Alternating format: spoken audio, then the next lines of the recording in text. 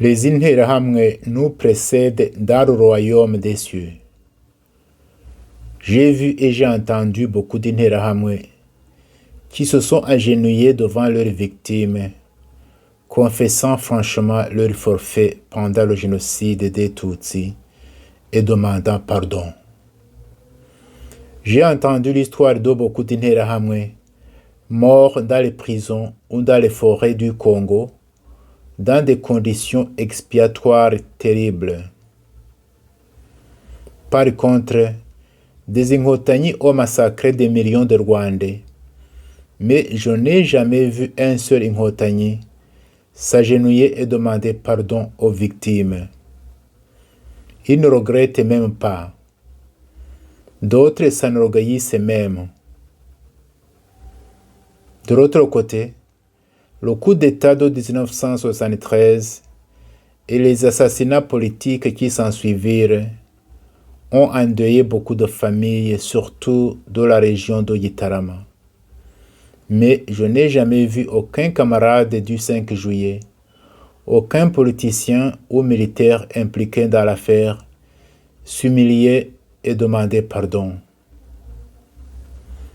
Il y a eu beaucoup d'autres événements malheureux qui ont endeuillé l'histoire du pays, mais je n'ai jamais vu aucun Rwandais s'humilier et demander pardon. Les Rwandais, nous devrions apprendre à sortir de notre orgueil, de notre hypocrisie de fausse innocence et demander pardon à nos victimes. Soyez bénis et à demain. Je me souviens, il y a 25 ans, nous étions réunis dans une ville appelée Detmold en Allemagne. Nous étions des Hutus, des Tutsis et des Européens qui avaient vécu au Rwanda et qui connaissaient bien le pays. Il y avait parmi nous des religieux, des pasteurs, des prêtres et des laïcs. Nous avions passé toute une semaine dans une communion de prière et de partage fraternel. Mais le soir du dernier jour de notre rencontre, nous avons vécu quelque chose d'extraordinaire. Les Tutsis qui étaient venus du Rwanda, quelques-uns étaient même nos amis, on se connaissait très bien, ils nous ont raconté leur calvaire pendant le génocide. Mais ils disaient tout cela dans un ton fraternel, sans haine ni rancune. Lorsqu'ils nous racontaient le mal qui a été fait à eux et à leur famille, les Hutus qui étaient là furent pris de pitié et de compassion. Les uns commencèrent à pleurer, d'autres s'agenouillèrent en disant ceci: vous les Tutsis ici présents, nous vous demandons franchement pardon pour ce mal extrême que les nôtres vous ont fait. Les Tutsis qui étaient là furent touchés par ce geste des Hutus. Les uns se levèrent pour les embrasser et les consoler en disant ceci: votre douleur compatissante et votre demande de pardon nous ont touché le cœur et nous nous sentons franchement soulagés. Mais d'autre part, nous aussi les Tutsis ici présents, nous devrions demander pardon aux Hutus.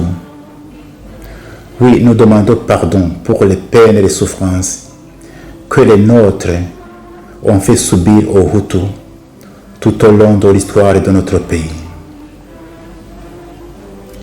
Les Européens qui étaient là furent étonnés et ils disaient ceci: c'est la première fois que nous entendons des paroles pareilles parmi les Rwandais.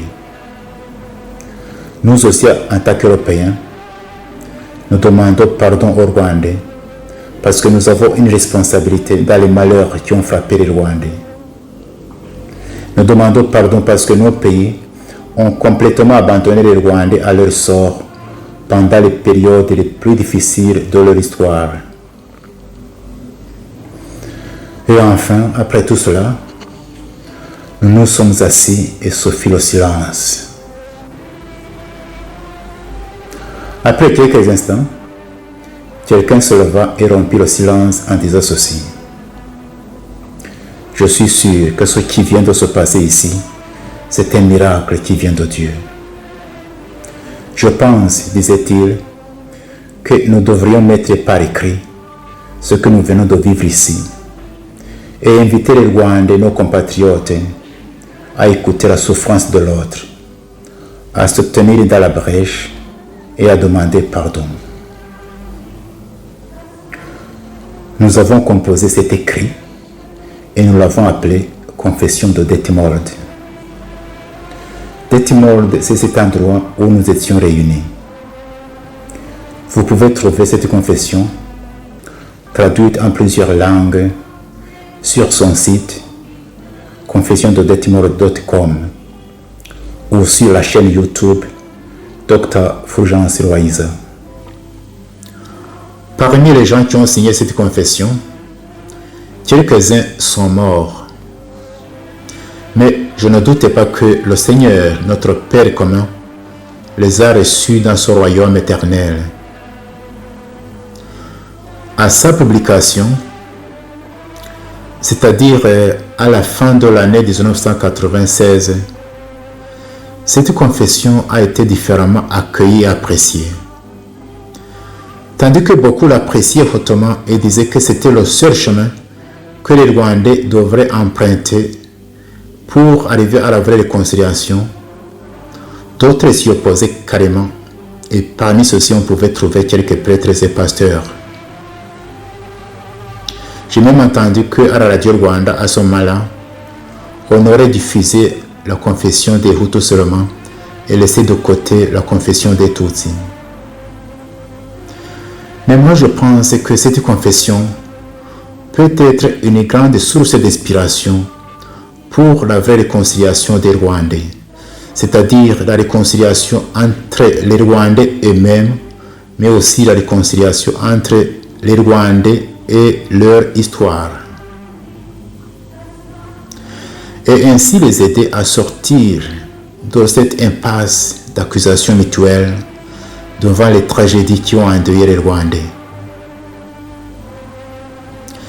Je conseillerais aussi à ceux qui liront cette confession de ne pas s'attarder inutilement sur sa lettre, mais plutôt sur son esprit. Il y a 3 leçons que nous pouvons tirer de cette confession. La première leçon est celle-ci.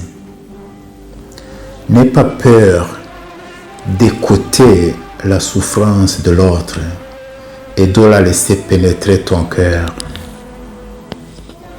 Deuxième leçon. N'aie pas peur d'exprimer tes propres souffrances, tes peines, tes peurs, mais alors sans haine ni rancune. Troisième leçon.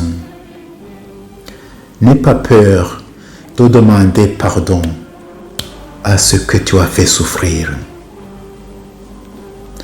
Et si par hasard tu vis avec les victimes dont les bourreaux sont morts, et si d'autre part tu as des liens quelconques, réels ou perçus, proches ou lointains, avec ces bourreaux, n'aie pas peur de te tenir dans la brèche et de demander pardon.